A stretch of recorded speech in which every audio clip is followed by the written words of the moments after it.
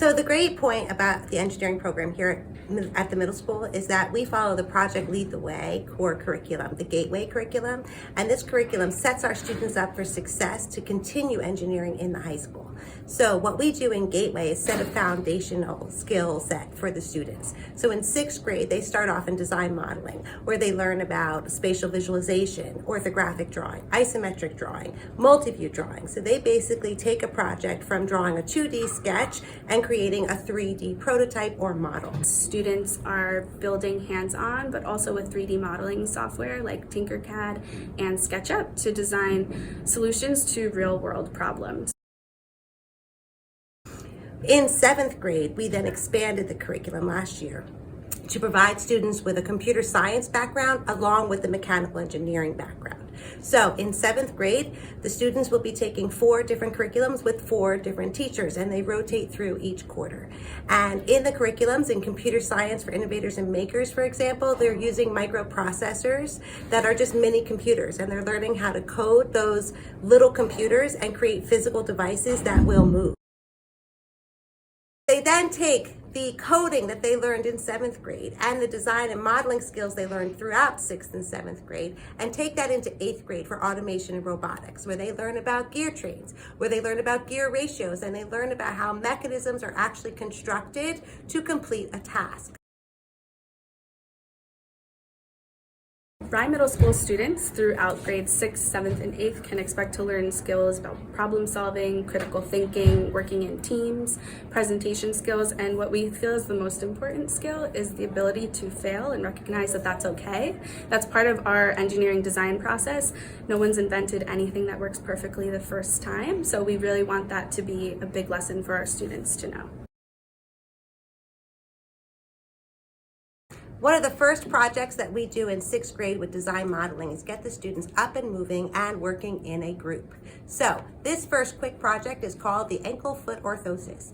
In this project, the students are tasked with designing an orthosis or brace that can be attached to a child's ankle, a child who was born with cerebral palsy or has other mobility issues. The brace has certain criteria and constraints that they must adhere to and be able to prove that they designed for when they complete their presentation.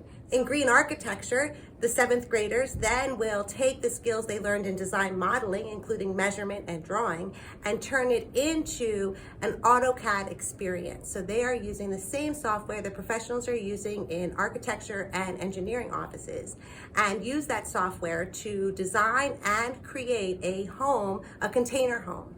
So they're learning about sustainable architecture, they're learning about green and LEED architecture principles, and applying it by designing their own dream home. The students learn first how to build the mechanisms, then how to code them. And then they put them together into a final project where they have to design a dragster, not just so that it goes the fastest, but so that it stops precisely on a point, or can go no further than a point in a certain amount of time. And this sounds easy, but it actually takes a lot of math skills, it takes a lot of physical science skills, and they have to learn about friction. And they have to apply all of that to be successful in their final project. In the middle school, engineering is a required course. In the high school, it is not required, it's considered elective. The engineering program in the high school starts off with IED, which is Intro to Engineering Design. Then students can go to Principles of Engineering, also known as POE, and from there they can basically take different paths. They can go to Civil Engineering and Architecture, or they can go to Aerospace Engineering. The skills that I'm really trying to get my students, and it can be anyone from a freshman to all the way up to a senior, I'm trying to get them, first of all, to love engineering, to love math and science, to put them together, to critically think, to solve problems, and to communicate as well. In engineering, we try to tackle real-world problems, of course on a smaller scale, but I try to do that in every single class that I teach here. Principles of Engineering is currently working on a project right now where they're going to have to take a weight from the floor and somehow get it up and then get it across the lab table and then down safely by using the minimum of 3 simple machines, but they all have to be interconnected. You have a person who's injured on one side of the mountain on the ground, and you have to somehow get that person up, across, and over the mountain. You can't go around because the mountain is too large, and you can't use a helicopter because the weather is just so horrible. Engineering literally encompasses every field of study. I try to show that to my kids every day. Even if I have a student who loves history or loves English, I show them how it is related to engineering. In engineering, we study previous architects or previous scientists or previous engineers and what they did. How were they successful? What were they unsuccessful with? And how did they move forward from that? That's an important thing. English, definitely connected, because they do have to write out their thought processes, their critical thinking. They have to show me where they went from and how they got to the place where they're going.